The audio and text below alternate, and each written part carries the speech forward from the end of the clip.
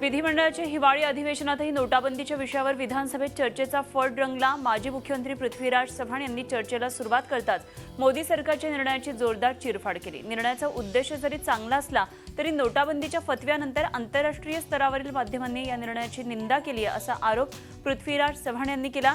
शिवाय नोटाबंदीचा निर्णय हा यूपी आणि पंजाबच्या निवडणुका डोळ्यासमोर ठेवून मोदींनी केल्याचा आरोप पृथ्वीराज चव्हाणांनी केला। तर विरोधकांना उत्तर देताना मुख्यमंत्र्यांनी नोटाबंदीच्या निर्णयाचं जोरदार समर्थन केलं। जनतेची गैरसोय टाळण्यासाठी सरकारी कर्मचाऱ्यांची विशेष नियुक्ती करण्याची मागणी अजित पवारांनी केली। या निर्णयाच्या जगातल्या एकाही नियतकालिकानं याला काही हे चांगला निर्णय आहे किंवा असं कोणी म्हटलेलं आहे। प्रत्येकानं ब्लंडर किंवा ही अविचारी निर्णय यामुळे भारताच्या अर्थव्यवस्थेवर अनिष्ट परिणाम होणार आहे। विशेषतः भारताच्या ग्रामीण अर्थव्यवस्थेवर अत्यंत भीषण परिणाम होणार आहे अशा प्रकारचं विश्लेषण केलंय। खरं कारण हे राजकारण आहे। उत्तर प्रदेश आणि पंजाबच्या निवडणुका आहेत हे मी दाखवून द्यायचा सभागृहाला प्रयत्न करणार आहे। एकूण भारताच्या काळ्या अर्थव्यवस्थेपैकी नोटांच्या स्वरूपात काळा पैसा ठेवलेला आहे।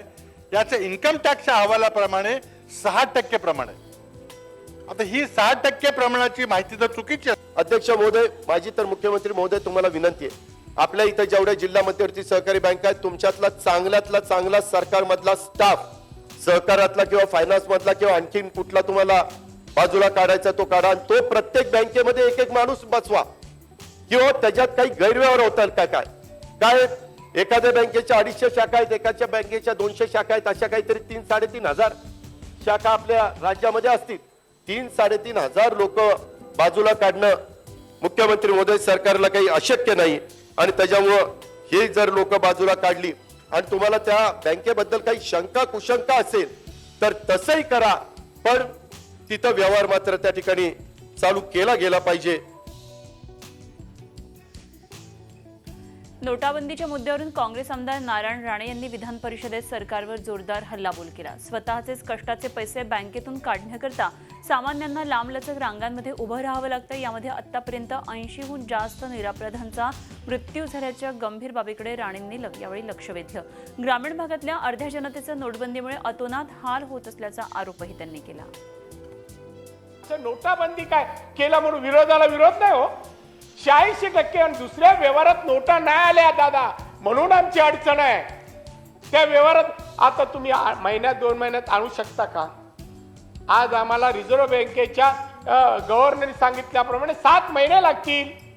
मग 7 महिने पाणी पिऊन राहू का आम्ही? मग पाण्याचं बिल थकलं का ते पण बंद? काय व्यवहार कसा करायचा?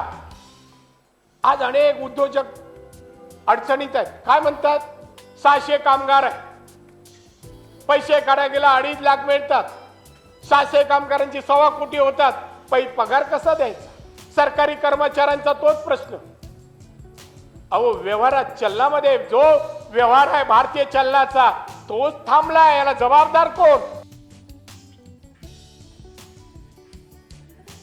नोटाबंदीच्या निर्णयानंतर राज्यात बँक आणि एटीएममध्ये मोठ्या रांगा पाहायला मिळतात। याच रांगेत काही जणांचा मृत्यू झाला आणि हाच मुद्दा विधिमंडळ अधिवेशनात उपस्थित झाला। रांगेत मृत्युमुखी पडलेल्या व्यक्तींच्या नातेवाईकांना 10 लाखांची मदत देण्यात यावी अशी मागणी शिवसेना आमदार सुनील प्रभू यांनी केली। राज्यामध्ये आणि देशामध्ये माननीय पंतप्रधानांनी असं सांगितलं आपल्या भाषणात की देशसेवेसाठी सीमेवरती सैनिक लढतो तो देशसेवा करतो, हा देखील देशहिताचा निर्णय आहे आणि त्यामुळे सर्वसामान्य माणूस जी 70 माणसं मृत पावली ती देखील देशहितासाठी त्या ठिकाणी पंतप्रधानांच्या आव्हानांना विश्वास ठेवून त्या ठिकाणी पैसे काढण्यासाठी स्वतःच्या बँकेत गेले होते। देशसेवा करताना त्यांना त्या ठिकाणी मरण आलं, ते देखील शहीद आहेत आणि म्हणून त्यांच्या कुटुंबियांना 10 लाखाची मदत देखील या सरकारने करावी अशी भूमिका शिवसेनेने घेतली। नोटाबंदीचा फटका हातमाग कामगारांना मोठ्या प्रमाणात बसलाय। 50 हातमाग कामगार आहेत आणि त्यांना 8-8 दिवसांचा पगार द्यावा लागतोय, तो 3 ते 4 लाखांच्या घरात असतो आणि या निर्णयामुळे कामगारांचं नुकसान झाल्याचं आमदार आसिफ शेख यांनी सांगितलंय। त्यामुळे सरकारने काहीतरी ठोस पाऊल उचलण्याची मागणी यावेळी आसिफ शेख यांनी केली।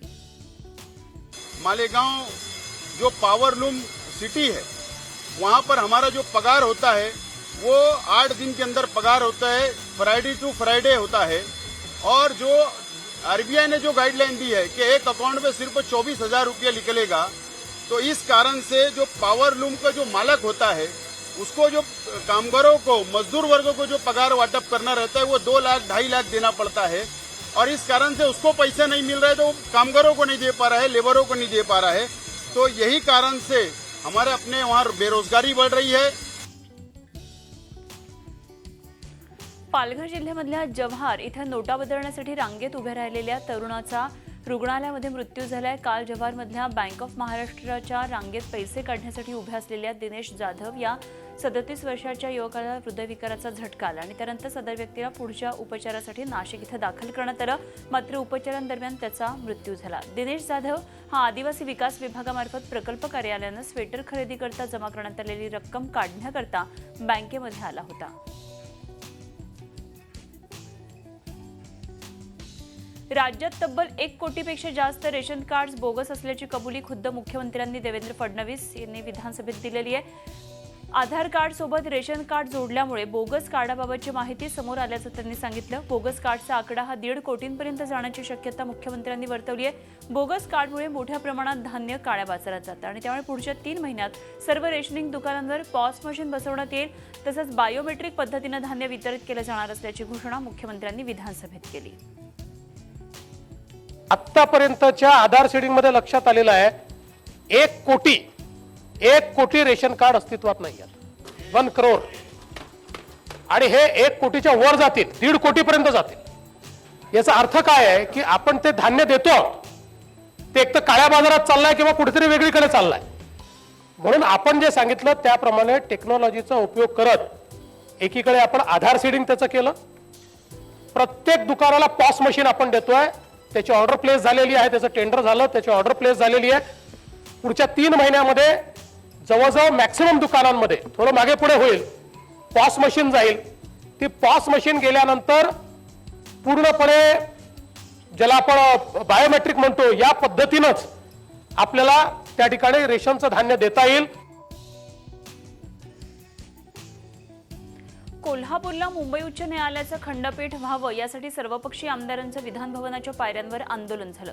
मुख्यमंत्र्यांची भेट घेऊन याविषयी लवकर निर्णय घेण्याची विनंती करण्यात येणार असल्याची माहिती यावेळी आमदारांनी दिली। हे खंडपीठ झालं तर पश्चिम महाराष्ट्रातल्या 4 आणि कोकणामधल्या 2 जिल्ह्यांना त्याचा फायदा होणार आहे।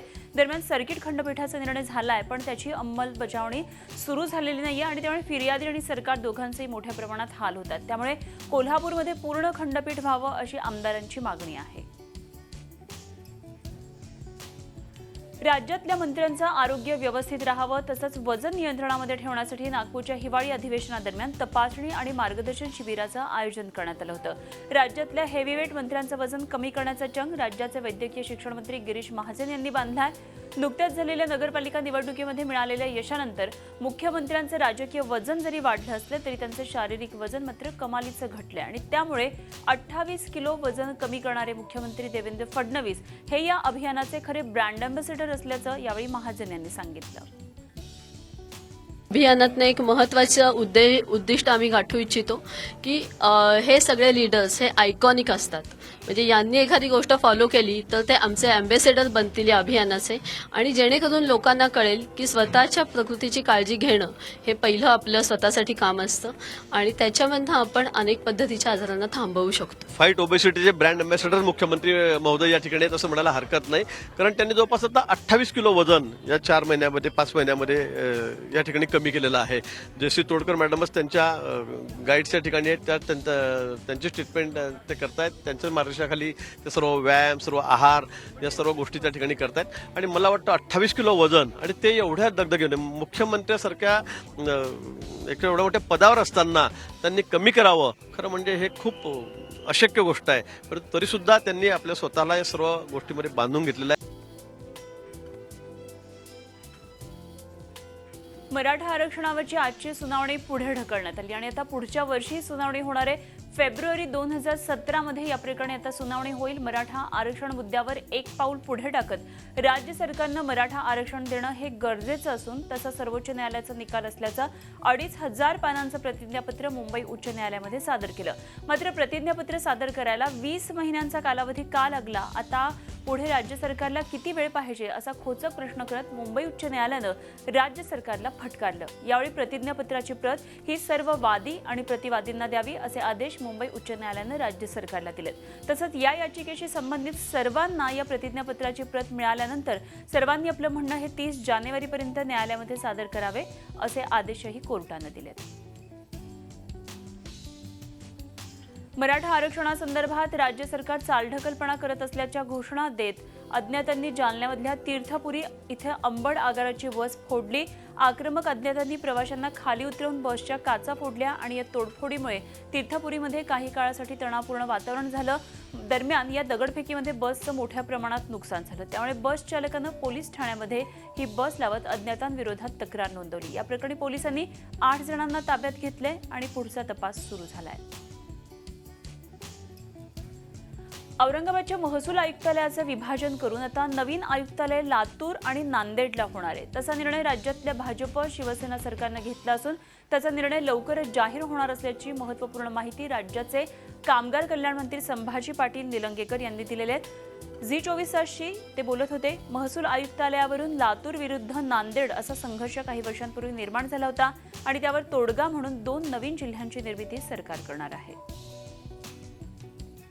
जर समजा 4 जिल्ह्यांना एका ठिकाणी जर कार्यालय झालं तर ते अधिक सोयीचं असणार आहे. त्यामुळे आम्ही 2 कार्यालय जर झाले तर लोकांची सोय अधिक होणार आहे असा प्रस्ताव आम्ही ठेवलेला आहे आणि सरकार निश्चितपणे ह्याला मान्यता देणार आहे हा विश्वास आम्हाला. येणाऱ्या काळामध्ये मोठ्या प्रमाणामध्ये छोटे छोटे जे मोठे तालुके आहेत त्यांचं जर जिल्ह्यांमध्ये रूपांतर झालं, मोठी गावं होते नगरपंचायतमध्ये झाले आणि असे जे मोठे तालुके असतील त्यांना जिल्ह्यामध्ये ज्यावेळेस रूपांतर होतं तर त्याचं समानतेने आपल्याला ते विभाजन व्यवस्थित होऊ शकतं. 4 जिल्हे एका बाजूला, 4 जिल्हे एका बाजूला आणि असा प्रस्ताव आपण तयार केला. गटातटाचे राजकारण, अंतर्गत धुसफूस, निवडणुकांमध्ये झालेला पराभव त्यामुळे पक्षामध्ये मरगळ आली असल्याचं कारण देत काँग्रेसचे जिल्हाध्यक्ष वामनराव कासावार यांनी आपल्या पदाचा राजीनामा दिलाय. नुकत्याच झालेल्या विधान परिषद आणि नगरपालिका निवडणुकीमध्ये काँग्रेसला पराभवाचा सामना करावा लागला होता आणि याची नैतिक जबाबदारी स्वीकारून माजी आमदार जिल्हाध्यक्ष वामनराव कासावार यांनी आपल्या पदाचा राजीनामा पक्षश्रेष्ठींकडे पाठवलाय. तसंच नवीन चेहऱ्याला संधी मिळावी अशी अपेक्षा त्यांनी यावेळी वर्तवली. कोल्हापूर महानगरपालिकेच्या महापौर आणि उपमहापौर पदाची निवडणूक गुरुवारी होणार आहे. सत्ताधारी काँग्रेस आणि राष्ट्रवादी आघाडीकडे पुरेसं संख्याबळ असतानाही या पक्षाच्या नगरसेवकांना सहलीवर पाठवण्यात आले. कोल्हापूर महानगरपालिकेच्या पदाच्या निवडणुकीवेळी नगरसेवकांना सहलीवर पाठवण्याची परंपरा आजही कायम असल्यानं हे नगरसेवक कधी विश्वासाला पात्र राहणार असा प्रश्न सर्वसामान्य नागरिकांना पडलाय. रायगडमधल्या पनवेल नजीक माची प्रबळगड डोंगरामध्ये एका महिलेचा मृतदेह सापडलाय. हैदराबादमध्ये राहणारी रचिता गुप्ता क्लॉडिया असं या 27 वर्षाच्या महिलेचं नाव आहे. 25 नोव्हेंबरला रचिता गुप्ता क्लॉडिया ट्रेकिंगला माची प्रबळगड डोंगर भागामध्ये आली होती. मात्र तिथनं ती बेपत्ता झाली. या प्रकरणी पनवेल पोलीस ठाण्यामध्ये FIR दाखल करण्यात आली आहे. धुळ्यामध्ये सध्या चोरट्यांनी धुमाकूळ घातलाय. मालेगाव रोडवर असलेल्या किसान ट्रॅक्टरचे शोरूम चोरट्यांनी फोडून लाखोंची रोकड लांबवली. विशेष म्हणजे या शोरूमला सिक्युरिटी गार्ड असून नाईट शिफ्टमध्ये पहारा देत होते. चोरट्यांचा हा प्रताप CCTVमध्ये कैद झालाय. चोरट्यानं शोरूमच्या मागच्या बाजूच्या भिंतीवरून उडी मारून आवारात प्रवेश केला. मागच्या बाजूच्या खिडकीचे लोखंडी ग्रिल कापून वर्कशॉपमध्ये प्रवेश केला. या वर्कशॉपला लागून असलेल्या शोरूमच्या कार्यालयातल्या ड्रॉवरमध्ये ठेवलेली तब्बल 3 लाखांची रोकड आणि मोबाईल लंपास केला.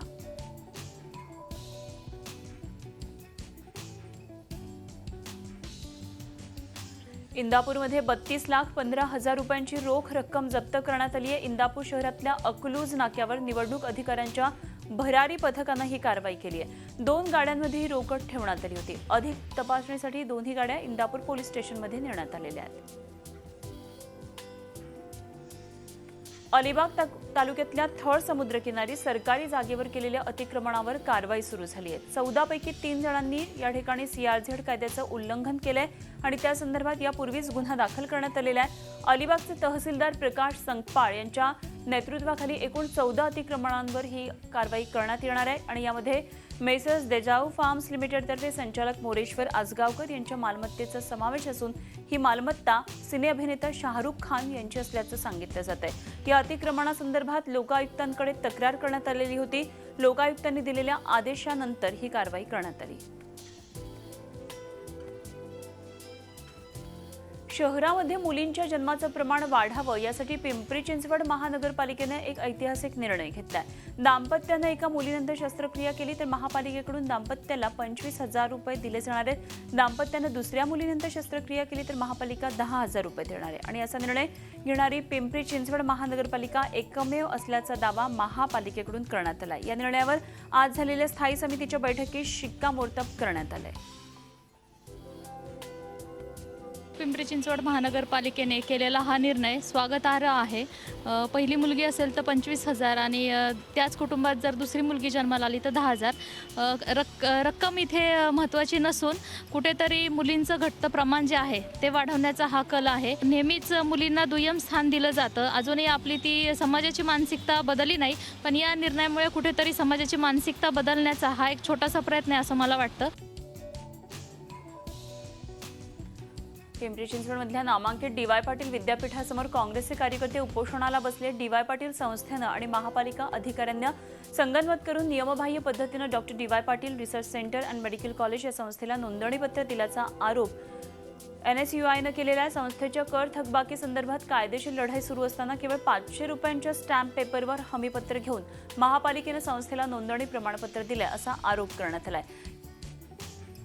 मुंबईतल्या कुर्ला स्थानकावर एका साखळी चोरामुळे महिलेला आपला जीव गमवावा लागला. साखळी चोरानं महिलेच्या गळ्यातनं साखळी चोरताना तिला हिसका दिला आणि त्यामध्ये महिला लोकल ट्रेन खाली पडली आणि तिचा मृत्यू झाला. काल रात्री 8:15च्या सुमाराला हा सगळा प्रकार कुर्ला स्टेशनवर ही महिला प्लॅटफॉर्म क्रमांक 1 वर थांबली असता घडला.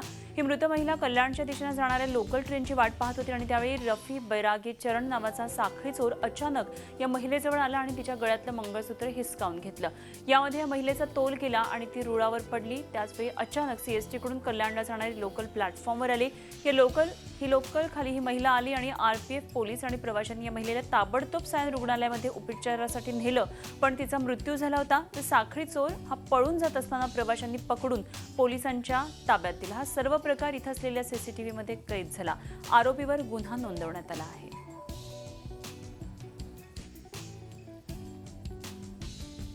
अवैध बांधकामांविरोधात ठाण्यामध्ये रेतीबंदर परिसरात सुरू असलेली धडक कारवाईमध्ये ठाणे मनपाच्या 6 आयुक्तांच्या गाडीची काही अज्ञातांनी तोडफोड केली. 6 आयुक्त झुंजार परदेशी यांचं वाहन अज्ञातांनी फोडलं. ठाण्यामध्ये गेले काही दिवस शहरामध्ये डान्स बार, लॉज, गॅरेजेस, हुक्का पार्लर्सवर धडाकेबाज कारवाई केल्यानंतर ठाणे महापालिका आयुक्त संजीव जयस्वाल यांनी आपला मोर्चा आज पारसिक रेतीबंदराकडे वळवला आहे. रेतीबंदरच्या सुमारे 4 किलोमीटर परिसरातली सर्व बांधकामं महानगरपालिकेच्या वतीनं पाडण्याचं काम सकाळपासून सुरू झालं. मात्र कारवाई दरम्यान 6 आयुक्तांची गाडी फोडल्यामुळे तणावाचं वातावरण होतं. कल्याण डोंबिवली महापालिका हद्दीतल्या शिळफाटा मार्गावरच्या टाटा पॉवर ते काटई नाका या भागामधली अनधिकृत बांधकामं पाडण्याची मोहीम आज राबवण्यात आली. पोलिसांच्या मोठ्या फौजफाट्यासह महापालिका अधिकारी आणि कर्मचाऱ्यांनी ही धडक कारवाई केली. मात्र या पाडकाम कारवाईला स्थानिकांनी विरोध केला. राष्ट्रवादीचे स्थानिक नेते वंडार पाटील आणि संघर्ष समितीच्या नेत्यांनी या कारवाईला विरोध केल्यानं महापालिकेनं ही कारवाई तात्पुरती थांबवली आहे. मात्र अनधिकृत बांधकामांविरोधातली कारवाई ही सुरूच राहणार असल्याचं आयुक्त E. रवींद्रन यांनी स्पष्ट केलंय. रोड लागत असलेले बांधकाम जाणून बुजून तोडत आहेत. कुठल्याही प्रकारचा आम्हाला डेव्हलपमेंट 27 गावांना न करता, कुठल्या प्रकारचा रोड नाही करता हे रोड चौडा याने करत असेल तर आमचे लोक रोड ऑटोमॅटिक तोडून घेतील. तुम्ही आम्हाला मार्किंग द्या, नोटीस द्या. आम्हाला नोटीस न देता दादागिरी तोडत आहेत. त्यासाठी आम्ही विरोध करत आहोत. शिलपाटा ते पलावापर्यंत टाटा पॉईंटपर्यंत आम्ही कारवाई आता सकाळी 9 वाजतापासून सुरू केलेली आहे. 4 डेप्टी कमिशनर आणि 10 वॉर्ड ऑफिसर्स आगे आणि अंडर ॲडिशनल कमिशनरची अंडर ही कार्यवाही सुरू आहे. याच्यामध्ये आता मध्ये आम्हाला काय लोक ऑब्जेक्शन घेतले होते आणि काही ते संघर्ष समिती लोक माझ्यासोबत बैठक पण झाली. त्यांना आम्ही क्लिअर कट सांगितलेली आहे कार्यवाही कुठल्या परिस्थितीत नाही थांबणार आणि कोणी सपोज ऑब्जेक्शन घेऊन आले तर त्यांच्यावर कायदेशीर कार्यवाही करण्यात येईल. आणि याच्यामध्ये आम्हाला कोणाला लोकांना त्रास होणे असं नाही आहे. याच्यामध्ये इलिगल कोणकोणती स्ट्रक्चर आहे किंवा आम्ही राईट ऑफ वे कोणकोणती स्ट्रक्चर आहे याची ऑलरेडी डिक्लेअर झालेली आहे. त्याचे आम्ही क्लिअरली तोडणार आहे. झी 24 तास रहा एक पाऊल पुढे.